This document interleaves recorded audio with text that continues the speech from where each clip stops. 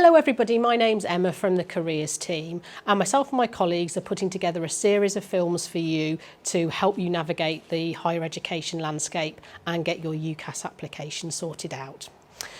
So first of all, why would you choose to go into higher education? Well, there are lots of reasons and lots of positives that you might want to consider. Firstly, the type of role that you might want to do in the future, it's really important. So for example, if you're thinking about maybe doing a role like engineering, physiotherapy, nursing, for example, you will need to go on a degree course to get the relevant qualifications to be able to progress into that area of employment. But another key benefit is that graduate earnings are generally a lot better for those students or those young people that have got a degree. And statistics show that graduates earn on average $10,000 a year more than non-graduates. There are also more and more graduate level jobs coming up in the UK than ever before. But what's really interesting is over half of all graduate jobs in the UK are open to applicants from any discipline. And what's really important about that is that employers like the way graduates think. They like the way that they've been able to study independently, and they like the skills that they've been able to acquire through their degree course. So that's really important, that just because you've done a degree in a particular discipline, that doesn't exclude you from applying for jobs in other areas. But there are lots of other skills as well that are really important about going and studying in higher education and going to a university or college to study a degree. Independent skills, you get the opportunity to meet new people, but you also get opportunities to do things like volunteering, join societies, perhaps travel abroad, maybe even have student rep roles or student union roles, get involved in social enterprises. But also the transferable skills sought by employers, which include things like time management, teamwork, presentation skills, project management, budgeting, are really important key employability skills for the job market of the future. So there's lots of different qualifications that you can study. Generally, students from WCG will go off to study what we call a bachelor's degree, a BA or a BSc, which is typically a 3-year course. But depending on the entry requirements that you get, there are lots of other versions of that course that you can do, maybe a foundation degree or a certificate of higher education. You can do that at the start and then maybe progress on to a full honours degree. And there's also lots of other opportunities to study after your degree as well, in the form of a doctorate or a master's, and lots of postgraduate opportunities as well. There are lots of different courses available that you can study. So for example, you could study a single subject, for example, geography, history, French. But you could also do a joint honours degree where you divide your time between 2 subjects. You could have a major or a minor where you study 2 subjects, normally at a 75 to 25 ratio. Or you could do a combined honours degree programme where you study between 2 and 4 subjects, specialising subjects in year 2 and 3. Some courses are modular and you can build a personalised course based on what you're interested in. And don't forget, you can do in some universities sandwich courses where you spend a year abroad or in industry. They're a great opportunity to improve your employability skills as well.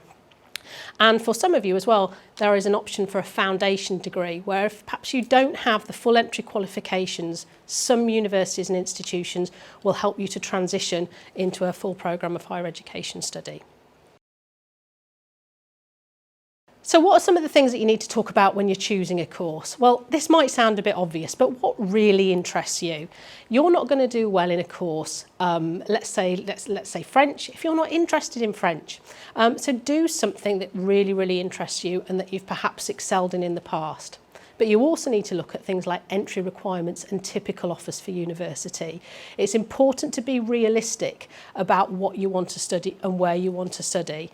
And you can be both aspirational, but also have a sense of reality about what you're able to achieve going forward.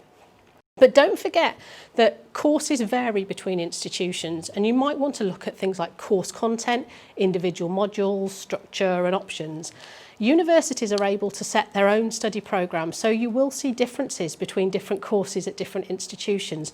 Similarly, look at teaching and assessment methods for each institution as well, because they do vary. You may well be more comfortable with exams, but other universities may offer you more of a modular or more of a continuous assessment approach as well. These are all important things to consider. And finally, look at the career and employability prospects for both the courses that you're interested in and also those universities that you're looking to go for. That information is all widely available on the internet.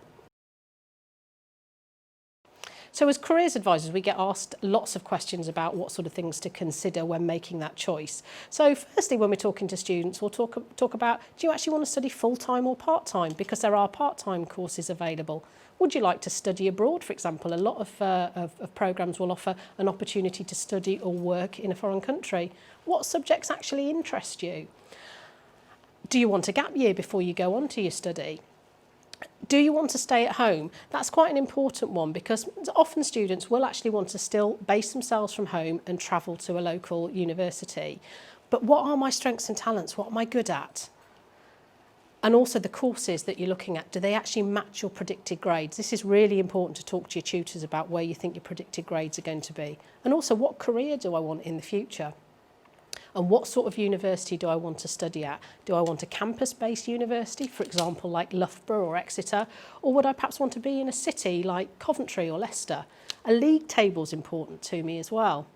Also, how far do I want to travel? For some students, it's quite important to be able to get home at weekends. So if you are picking somewhere that is really difficult to get to and from via the train network, for example, those are sorts of things that you want to take into consideration when you're making your choices. So what is UCAS? Well, you're going to hear lots and lots about UCAS on your journey through higher education over the next few months. UCAS is the University and Colleges Admissions Service. You can find it at ucas.com. This will become your great friend over the next few months. It's a centralised course search and application service for full-time and higher education courses in the UK. Now, what's really important for you guys to do is to go on and log on to the UCAS tariff calculator, because all courses are offered a tariff value, particularly those courses that are level 3, like the BTEC extended diplomas. So you can put your qualifications in and it will give you a tariff level. Some universities, not all, will actually put their entry requirements in the form of a UCAS tariff, whereas some may well specify just a certain number of A-levels at particular grades. So this is really important that you log on to UCAS and have a look. So what is it that you need to do now? So we've talked a lot about research. You need to be doing it. What do you want to do and where would you like to study? And is it right for you? But also, what do you need for your chosen career? We also recommend that it's really important for you to attend open events and talk to current students as well. If you're going to be moving to a higher education institute, you're going to be living in a different part of the country. It's really important that you go and visit that place and find out about not just the university, but also the area. It's really important. Now, in 2020, because of the COVID situation, a lot of universities have made a lot of this content available online. So there are lots of opportunities to both visit in person, but also to attend virtual open events as well. And that's all widely available on university websites for you to look at. You need to check your predicted grades. It's really important that you're making choices that align with what your likely final grades are going to be. Talk to your tutors if you're not sure about what they're going to be. Also consider work experience. Do you have what's needed for the course? There are some courses, like nursing for example, where you need to have a specific number of work experience hours before you can even apply for a course. So now's the time to be thinking about that and getting that in place if you're likely to need it. But also now start thinking about ideas for your personal statement. Why do you want to study your chosen subject? What have you learnt from your current course and what skills have you gained from work experience? But there will be another talk coming soon about how we can help you with your personal statement. So finally, we want you to know that the WCG Careers team are here to help and support you. Now this year we're offering the vast majority of our appointments through the telephone or through Google Hangout. But there will still be opportunities for you to see us in person if you need to. So please get in touch, email us, call us, and we'd be very happy to talk to you about your choices and book a scheduled appointment with you. But also, can we suggest that you have a look at the careers team area of the intranet, because this is where we keep all of the information that we have around UCAS, open events, virtual university fairs. That's where it's all kept up to date. Thank you.